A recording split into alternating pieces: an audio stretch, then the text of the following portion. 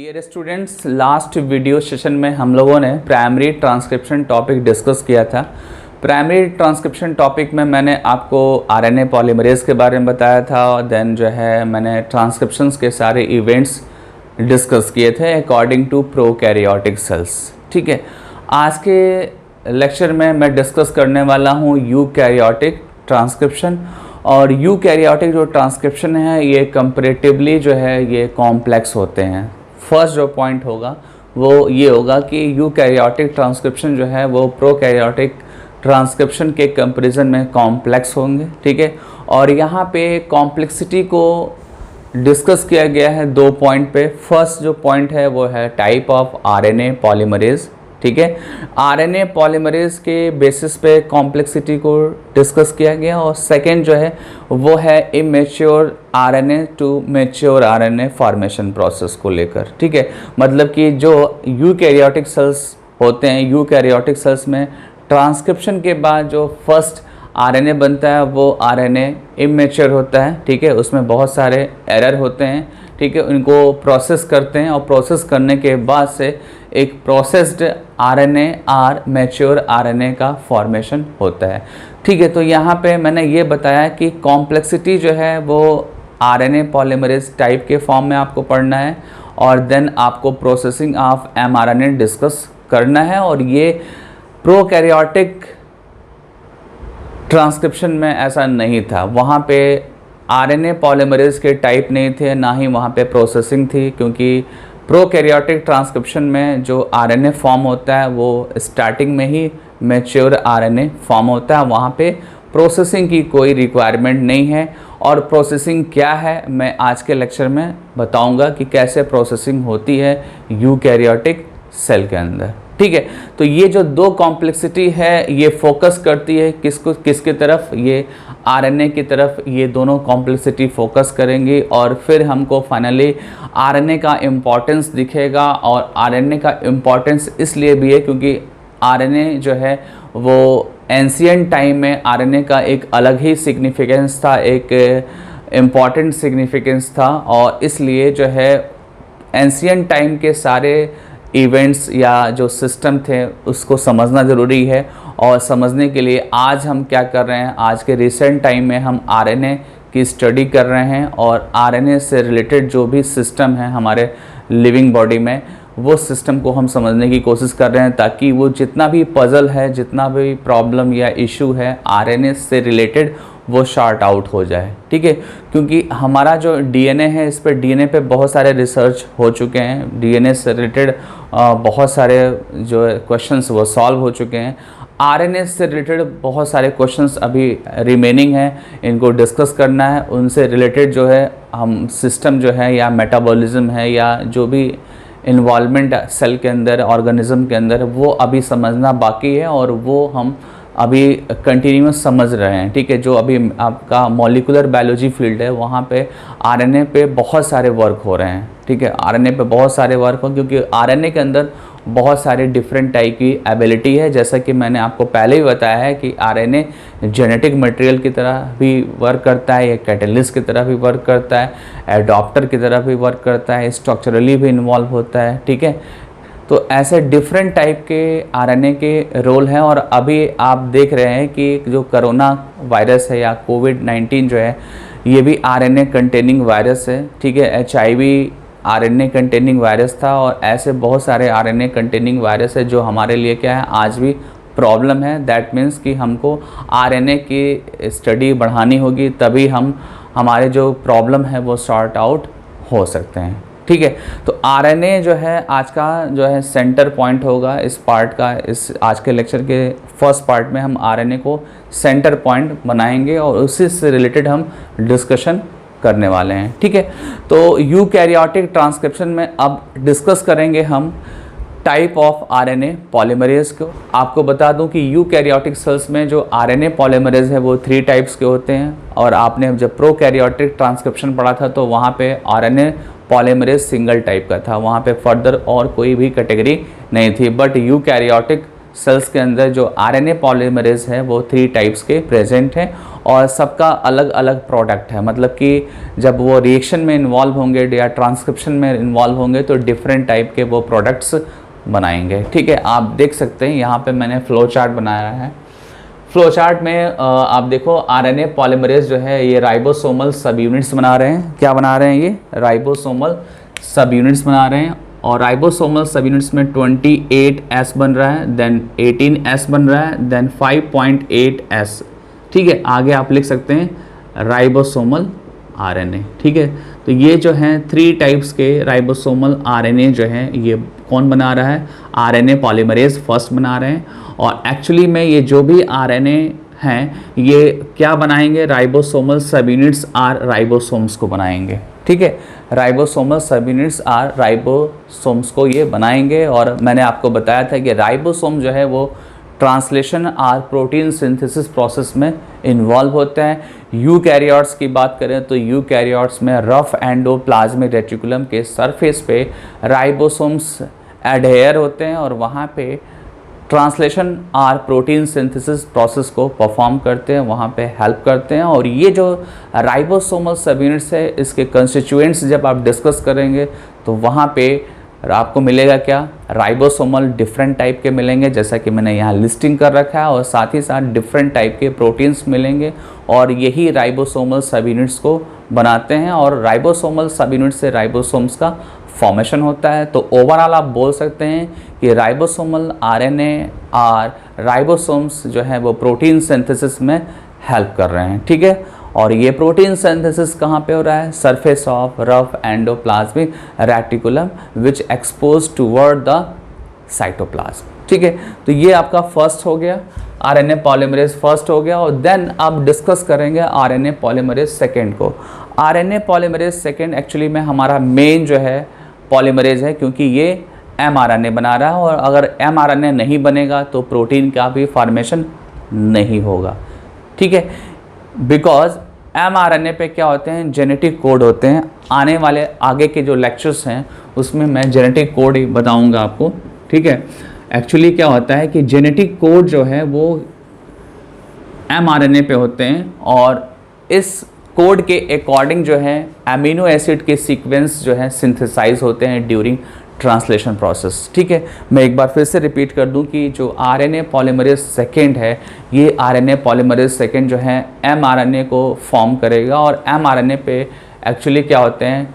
Codons होते हैं और कोडान्स जो हैं पर्टिकुलर अमीनो एसिड सीक्वेंस को डिसाइड करते हैं ड्यूरिंग ट्रांसलेशन और प्रोटीन सिंथेसिस प्रोसेस। ठीक है, तो अमीनो एसिड के सीक्वेंस को डिसाइड करेंगे तो ये हमारे लिए क्या हो गया? वेरी वेरी इंपॉर्टेंट हो गया, क्योंकि अमीनो एसिड के सीक्वेंस से ही ये पता चलेगा कि कौन सा प्रोटीन पर्टिकुलर फॉर्म हो रहा है। ठीक है, जो भी प्रोटीन बनेगा उनका एक पर्टिकुलर स्ट्रक्चर होगा, एक पर्टिकुलर फंक्शन होगा। ठीक है, बट आपको ये भी बता दूं कि आरएनए पॉलीमरेज जो सेकेंड है ये स्टार्टिंग में इमेच्योर आरएनए बनाता है। ये क्या बनाएगा? स्टार्टिंग में इमेच्योर आरएनए, या आप बोल सकते हैं precursor of mRNA. Precursor of mRNA जिसका सेकेंड नेम होगा हेट्रोजीनस न्यूक्लियर आरएनए। इसको लर्न करना होगा आपको, हेट्रोजीनस न्यूक्लियर आरएनए, HNRNA। ठीक है, that means immature or precursor of mRNA। ठीक है, और ये फर्दर क्या होता है? हमारे जो है हमारे प्रोसेसिंग सिस्टम से, जो सेल के अंदर जो प्रोसेसिंग सिस्टम है उस प्रोसेसिंग सिस्टम से इमेच्योर आरएनए मैच्योर आरएनए में कन्वर्ट हो जाता है। ठीक है, तो ये चीज़ ध्यान देना होगा। और इसी एमआरएनए पे क्या है? जेनेटिक कोड है जो अमीनो एसिड को डिसाइड करेंगे कि कौन सा particular amino acids protein synthesis process में अटैच होगा। ठीक है, या इन्वॉल्व होगा। ठीक है, तो यहीं पे आरएनए पॉलीमरेज सेकेंड की स्टोरी फिनिश करते हैं। अब हम स्टार्ट करते हैं थर्ड। ठीक, थर्ड टॉपिक को, थर्ड दैट मीन्स कि आरएनए पॉलीमरेज थर्ड को। और आरएनए पॉलीमरेज थर्ड को जब आप डिस्कस करेंगे तो यहाँ पे आपको मिलेगा कि ये जो आरएनए पॉलीमरेज थर्ड है ये डिफरेंट टाइप के आरएनए को बना रहा है। आप देख सकते हैं यहाँ पे टीआरएनए, 5S आरएनए, ठीक है, 5S राइबोसोमल आरएनए एक्चुअली होगा ये, और देन SN RNAs। ठीक है, SN means small nuclear RNA. तो these are the type of different type of RNA which synthesize by RNA polymerase third. ठीक है, तो ये आपके डिफरेंट टाइप के आरएनए पॉलीमरेज हो गए जिनका मैंने प्रोडक्ट बताया, डिफरेंट टाइप के ये प्रोडक्ट्स बनाएंगे। और ये जो आरएनए पॉलीमरेज है ये 3 टाइप्स के हैं, यूकैरियोटिक सेल्स में और प्रोकैरियोटिक सेल्स में सिंगल टाइप का होता है, वहाँ पे फर्स्ट सेकंड थर्ड जैसा कुछ भी नहीं होता है, वहाँ पे एक single RNA polymerase enzyme involve होता है और उसी एंजाइम से सारे के सारे प्रोडक्ट का फॉर्मेशन होगा। ठीक है, एक चीज़ और ध्यान देना है कि ये सारे के सारे एंजाइम्स कहाँ पे हैं, न्यूक्लियस के अंदर है, क्योंकि आप डिस्कस कर रहे हैं क्या यूकैरियोटिक ट्रांसक्रिप्शन, और यूकैरियोटिक ट्रांसक्रिप्शन जो है वो न्यूक्लियस के अंदर होता है, whereas prokaryotic transcription occur in cytoplasm. That means कि प्रोकैरियोटिक जो ट्रांसक्रिप्शन है उसके एंजाइम्स कहाँ पे होंगे, साइटोप्लाज्म में होंगे। ठीक है, तो ये आपने ये देखा कि 3 टाइप्स के यहाँ पे आरएनए पॉलीमरेज इन्वॉल्व हो रहे हैं और ऐसा प्रोकैरियोट्स में नहीं है। तो ये क्या है, कॉम्प्लेक्सिटी है। ठीक है, किसी भी चीज़ का कैटेगराइजेशन करना और उसके नंबर्स इंक्रीज करना और उसके डिफरेंट तरीके से उसके रोल को परफॉर्म करना क्या है, is a type of complexity and such complexity found in eukaryotic cells. ठीक है, such complexity found in eukaryotic cells. ठीक है, अब आते हैं सेकेंड कॉम्प्लेक्सिटी यूकैरियोटिक सेल्स के। सेकेंड जो कॉम्प्लेक्सिटी है वो ये है कि जब भी आरएनए का फॉर्मेशन होगा, स्पेशली मैं बात कर रहा हूँ एमआरएनए का। ठीक है, एमआरएनए का जो इनिशियल जो मॉलिक्यूल होता है उसको आप बोलते हैं प्राइमरी ट्रांसक्रिप्ट। ठीक है, जिसको आप HNRNA भी बोल सकते हैं। ठीक है, HNRNA दैट मीन्स कि ए मैच्योर आरएनए, और ये जो आरएनए है ये जब तक मैच्योर फॉर्म में नहीं कन्वर्ट होगा तब तक आगे का प्रोसीजर नहीं होगा। ठीक है, और आपको अच्छे से पता है कि आरएनए या mRNA फॉर्मेशन के बाद ट्रांसलेशन इवेंट्स स्टार्ट होता है, ट्रांसलेशन इवेंट्स स्टार्ट होगा, और ट्रांसलेशन इवेंट्स तभी स्टार्ट होगा जब इमेच्योर आरएनए मैच्योर आरएनए में कन्वर्ट हो जाएगा। ठीक है, और कन्वर्ट होने के लिए यहाँ पे 3 इवेंट्स हैं, 3 स्टेप्स हैं। फर्स्ट जो स्टेप है वो है कैपिंग, सेकेंड स्टेप है आपका स्प्लाइसिंग, थर्ड स्टेप है टेलिंग। ये तीनों स्टेप जब होंगे देन आपका क्या होगा, इमेच्योर आरएनए कन्वर्ट होगा मैच्योर, जिसको आप प्रोसेस्ड आरएनए या प्रोसेस्ड एमआरएनए भी बोल सकते हैं, बेटर होगा। यहाँ पे आप क्या मेंशन करें, आप प्रोसेस्ड एमआरएनए मेंशन करें। ठीक है, जिसमें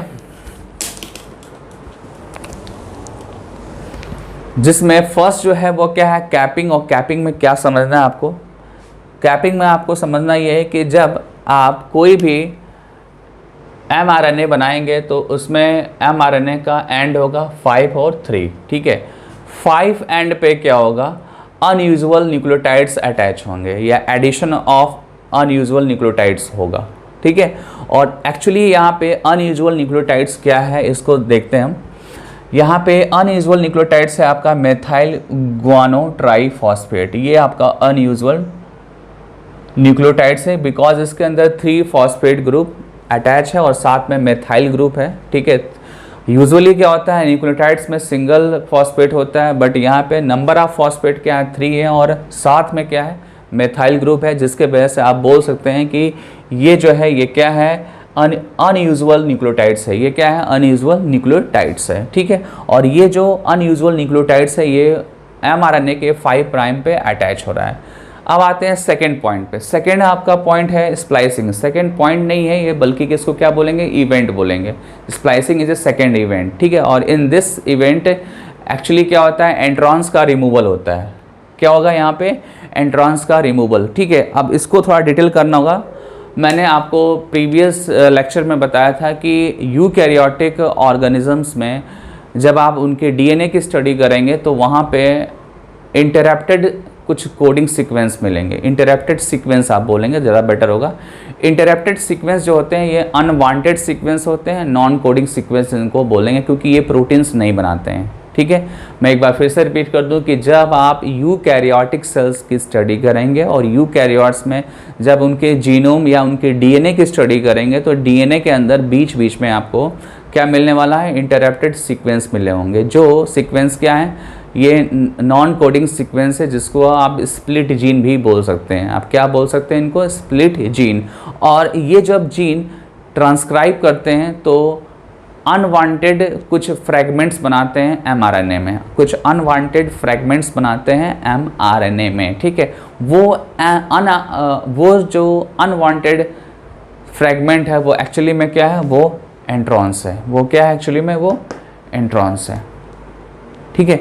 जो आपका अनयूजुअल जो सीक्वेंस है या नॉन कोडिंग सीक्वेंस है या इंटरप्टेड सीक्वेंस है वो ट्रांसक्राइब होगा तो क्या बनाएगा? इंट्रॉन्स बनाएगा, ठीक है। और ये इंट्रॉन जो होते हैं ये नॉन कोडिंग सीक्वेंस होते हैं और इनकी रिक्वायरमेंट्स मैच्योर आरएनए में नहीं है, ठीक है। मैच्योर आरएनए में इंट्रॉन्स की रिक्वायरमेंट्स नहीं होती है और रिक्वायरमेंट नहीं है, देन वहाँ पे क्या होगा? उसका रिमूवल होगा। क्या होगा? रिमूवल होगा।